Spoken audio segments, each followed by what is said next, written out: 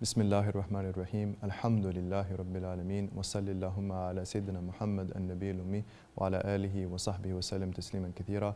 Rabbana atina min ladunka rahmatan wa hayyi' lana min amrina rashada.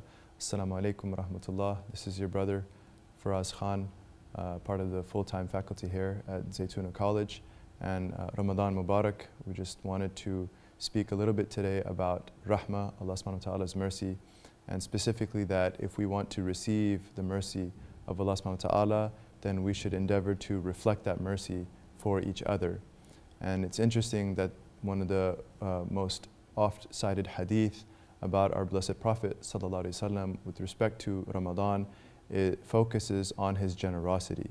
And the Imam Bukhari relates that the Prophet sallallahu alaihi wasallam kana ajwad an-nas, he was the most generous of people, and that he was most generous during Ramadan. And so when the gates of Allah's mercy were open upon creation, our Prophet ﷺ opened his generosity its widest to his fellow man. And that the end of that hadith mentions that he was كان أجود بالخير من الريح المرسلة صلى الله عليه وسلم, that he was more generous with goodness and wealth than even a flowing wind, a released wind that fecundates and pollinates Allah's creation.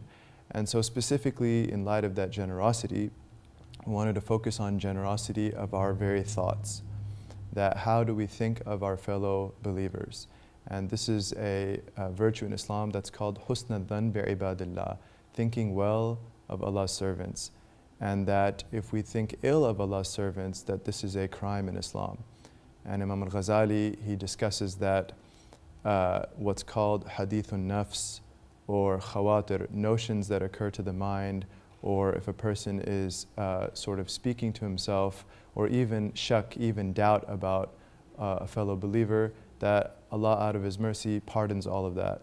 That although it is a bad thing, it's a negative thing in Islam, it's not sinful per se, but it becomes sinful when we actually have a dhan, which is to formulate an opinion. When we formulate an opinion about someone that is negative, this is sinful. And Imam al-Ghazali, rahimahullah, he actually calls it ghibatul qalb, backbiting of the heart. And this is something that we should be very careful about, that if we want to be recipients of the mercy of Allah, we should be merciful to each other in our very thoughts. And that we should realize that the source of those bad thoughts is the devil himself. And the devil never tells the truth. He is always a liar. And so why should we believe those thoughts then? He is afsaqul fusaq. He is the most corrupt of those that are corrupt. And it's interesting that our Prophet ﷺ, when he mentioned, when he spoke about this vice of su'adhan, of thinking ill of others, he said, إِيَّاكُمْ وَالظَّنْ فَإِنَّ الظَّنْ أَكْذَبُ الْحَدِيثِ. He says, beware of thinking ill of others, because thinking ill of others is the most lying of words. The devil is a liar. And so what should we do if we find these thoughts in ourselves? Imam Ghazali says, rahimahullah ta'ala, immediately we should have concern for that person. If we find ourselves having bad thoughts of anyone, we should immediately have genuine concern for them and pray for them, because the devil cannot stand that. So if he's putting these thoughts into our minds, the moment we turn to Allah with concern for that person and praying for that person, the devil will be burnt by that. It incinerates him. And that is the particular thing. A general thing that we can do to lessen these bad thoughts is to be focused on our own faults. People that are focused on their own faults don't have the time and energy to even notice other people's faults.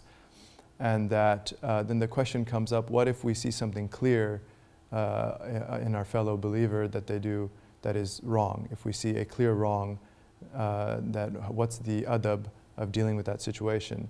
That out of love for them and mercy for them, we should counsel them, but it should be in private and only if beneficial.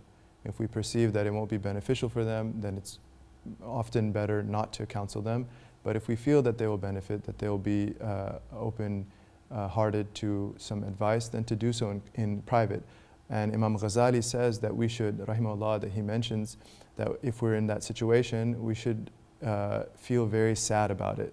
That we should see it as if it were our own fault.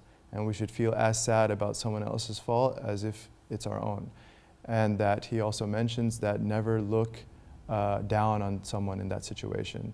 is that always to see them as better than us, and that we actually don't want to counsel them, but we're only doing it for the sake of Allah subhanahu wa ta'ala. And that this adab is so refined in our tradition that some of our masters, when they would see others committing something wrong, they would attribute it to their own faults. And that, for example, Abu Turab al-Nakhshabi, rahimahullah ta'ala, when he saw people around him committing evil, he would say, "Bishutmi dufi'u ila ma dufi'u ilay."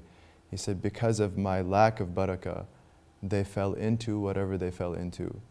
And that the idea is that if we were really people of Allah subhanahu wa ta'ala, we would reflect that light to such a degree that people around us would not want to sin. And this is what Abu Turab was teaching us, rahimahullah ta'ala.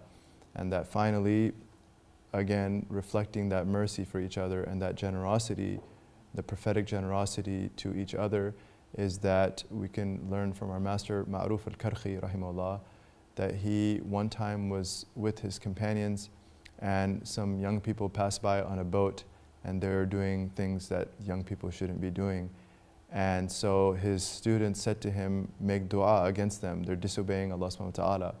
And so he raises his hands and makes dua and he says, Allahumma kama farrahtahum fid dunya fafarrihum fil akhirah. He says, oh Allah, just as you made them happy and joyful in this life, make them happy and joyful in the next life. And his students were shocked and they said, why are you praying that they become happy in the next life too? They're doing such wrong things, they're disobeying Allah subhanahu wa ta'ala. And our master Ma'ruf, rahimahullah, he says, don't you realize that if Allah makes them joyful in the next life, He would have relented unto them with tawbah? And so this is the prophetic jood, generosity, and this is the prophetic rahmah, mercy to each other, is that not only do we not think ill of them, but we genuinely want the best for them, and that this is the key to us receiving mercy from Allah subhanahu wa ta'ala. Wa billahi tawfiq. Be a part of American Muslim history. This Ramadan, support the students and support the college with your donations during this blessed month.